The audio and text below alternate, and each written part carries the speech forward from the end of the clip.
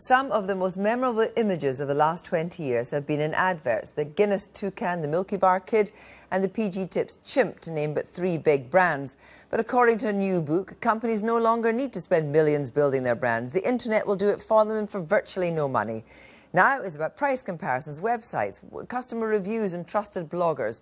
So is the era of big brands over? In a moment, a former Saatchi & Saatchi executive takes on one of the book's authors. But first, here's Zoe Conway. I'd like to buy the world a home and furnish it with love.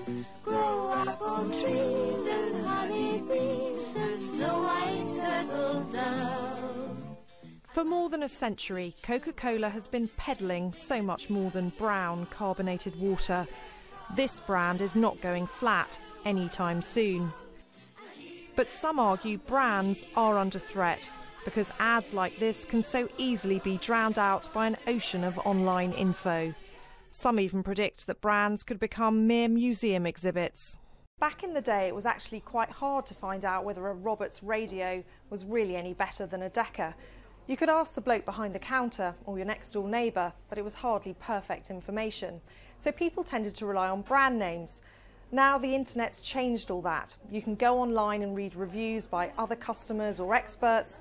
And of course you can still ask your neighbour and all your other friends on Facebook. Some argue that the brand is now much less important. I'm going to mix it up just a little bit today. Going to go ahead and do an unboxing and a review of the ASUS RT-AC 66U dual band wireless. It was the online techie reviewers that helped ASUS, a Taiwanese company with little name recognition, to become the 3rd biggest seller of tablets in the world. For users that are really looking to kind of take it to the next level at enabling the best kind of web connection and taking advantage of the cloud. Because they couldn't rely on brand name, they say they broke through on quality of product and virtual word of mouth. Introducing the Hyundai Assurance. Now finance. But it's not just the tech sector. Hyundai say they expect customers to thoroughly research their cars online before they buy. It makes it much harder to hide behind the brand. 80% of the customers who go into a showroom today and buy a car, 80% of them have already gone online. And what that has done in terms of the purchasing of a vehicle, it has changed. About 15 years ago, people would visit 4 dealerships. Today, they visit 1.2 dealerships. And the reason being that's almost, when they're going in, they've already almost decided to buy that brand. So what they've done the investigation beforehand, and they've done it online. Not everyone's convinced that all this information is necessarily very informative. In fact, it's overwhelming. The brand, they argue, has never been more important. The marketing industry has always loved to talk about brand loyalty, of nurturing relationships with consumers. But has this talk of monogamy ever been realistic? Haven't customers always been serial adulterers?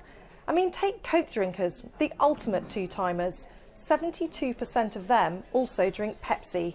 So much for fidelity.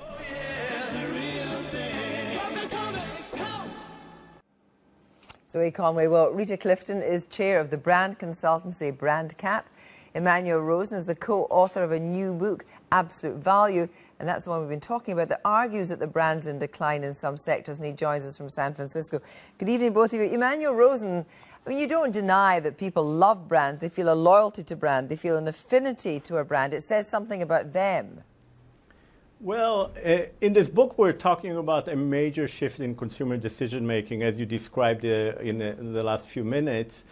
Consumers increasingly rely on reviews from other users, from experts, and whenever they do that, then the affinity to the brand or any emotional connection, by definition, almost play a reduced role. You know, brands are not disappearing. We're not saying that this is the end of brand, but brands will play a reduced role as a quality proxy when people use alternative information sources such as reviews from users or from experts. Or yeah, from experts. I was going to say, though, Rita, presumably then you can have an unknown brand, but if you get the ear of an expert who then promotes it, is a lot cheaper than spending a lot of money on a huge brand campaign. It is, absolutely. But I mean, we have this debate every few years that, you know, there's a new social change or a retail change or a technology change, and there's talk about the death of brands. But there's or the never been one like the brands internet, has it? There's never been one like the internet. Well, what's interesting about the internet is that,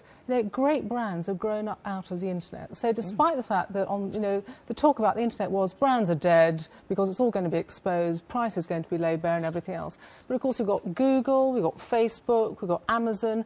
These are some of the world's most valuable brands. Now, what doesn't work anymore is, you know, if you use marketing almost as a way of sort of tarting up a mediocre product and hoping people won't notice. You mean a mediocre product will be killed stone dead more quickly because of the internet? Absolutely, at a scale and a speed that will take your breath away. You've got to be a great business and a great What brand. about what Rita is saying is that actually there are some massive brands now, you know, Google, Amazon, eBay, Apple. These are huge technology brands of the 21st century.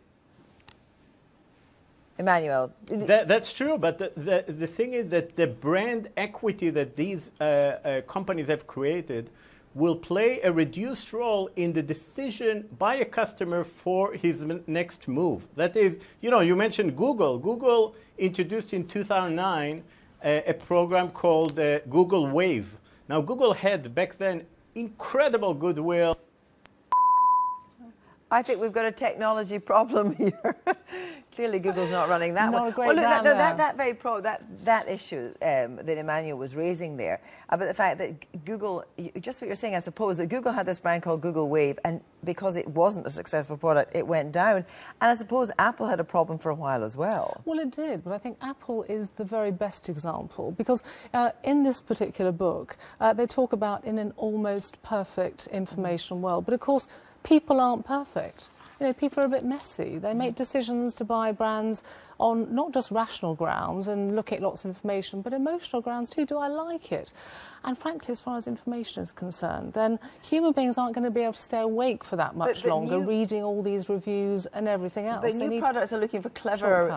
But you wouldn't deny that new products, startups and so forth, that don't have huge budgets for brand building, will turn to the internet, and you're actually going to have to devise a different way of displaying a brand. Absolutely, because you don't need a huge advertising budget anymore. It's absolutely true. But what branding is these days, it's not just, you know, something you stick on a product and advertise. This is about everything you do and make and say in a business. So, for example, you need to make sure that your people understand what they're doing, what your brand is about, so they can serve people in the right way. It's not just about the product itself. But is there a danger that actually we're going to have a narrowing of choice then? Because what happens is your arch blogger or your expert or your go compare sites on whatever things are going to narrow what people want, which then won't be such a good deal for the consumer because the price will go up.